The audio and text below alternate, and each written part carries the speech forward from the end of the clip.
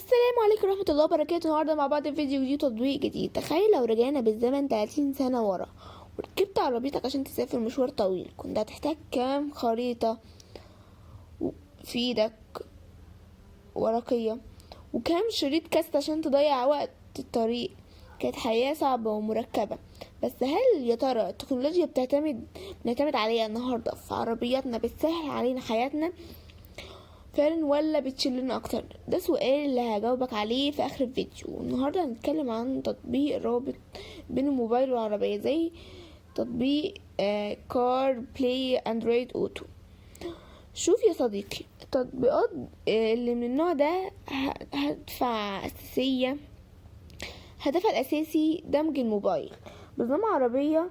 لكن لما نيجي نحلل التطبيق زي ما قدامنا لازم نكون واقعيين. المطور هنا بيقدم لك وجهة جذابة، لكن الحقيقة تقنية بتقول ان التطبيقات دي بتشتغل كجسر البيانات، وجسر ده احيانا بيكون فيه ثغرات استخدام صحيح للتطبيق.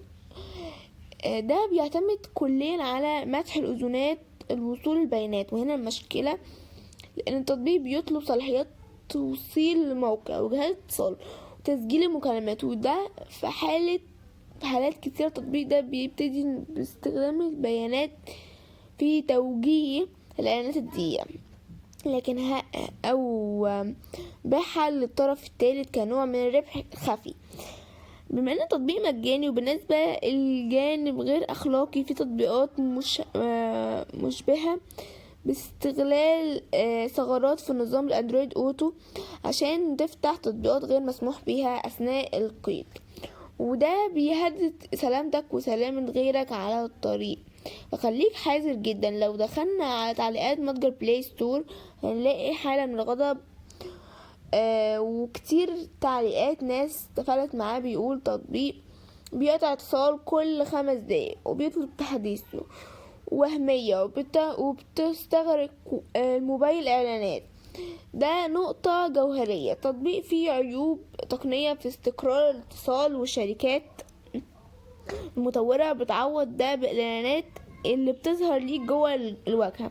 ولو عايز بدايل اكثر ثقافة واحترافية، عندك تطبيقات رسمية اللي بتعتمد على نظام التشغيل عربيتك نفسها، زي تطبيق اندرويد اوتو الاساسي من جوجل او تطبيق ابل كار بلاي. ولو بتستخدم ايفون او دول بيتميزوا بالامان عالي، توافق بتمن مع عربيتك من غير اعلانات مزعجة.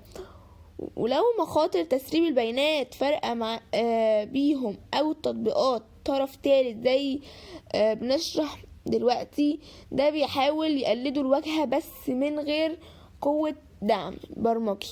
وفي النهاية نرجع للسؤال اللي سألناه في اول فيديو، التكنولوجيا بتسهل فعلا على حياتنا. الإجابة هي التكنولوجيا أداة عظيمة، بس لو استخدمناها بوعي.